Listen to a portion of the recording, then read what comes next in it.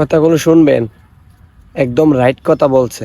Breaking news, breaking news, breaking news. হবিগঞ্জের চুনারঘাটে কুখ্যাত বউ ব্যবসায়ী মুক্তা ইব্রাহিম বাড়ি ছেড়ে পালিয়ে চলে গিয়েছে। শেষ রক্ষা তাদের আর হলো না।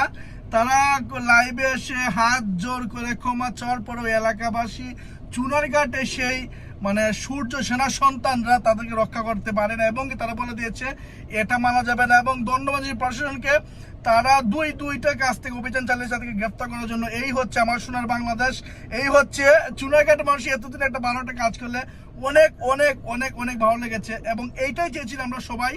এবং শুধু এদেরকে না, সাথে যেগুলো আছে মিজান, তারপর ইয়াসিন সহ যতগুলো ব্যবসায়ী আছে যারা এলাকার নাম খারাপ করে, তাদেরকে সবাইকে আইনে আওতায় নিয়ে এসে স্পেশালি এই মুক্তা ইব্রাহিমকে সেই রকমের শাস্তি দেওয়া উচিত, যারা তাদেরকে শিখিয়ে যেতে অন্যরা কোনোদিন সূরা ফাতিহা সহ ইসলাম সহ বাংলাদেশের মুসলমান গান্ধী যাতে এইরকম কোনো কন্টেন্ট পাওয়ার সাহস না পায়। তো আমি আবার ধন্যবাদ জানাচ্ছি আমাদের সেই চুনাঘাট সেই সকল ভাইদেরকে।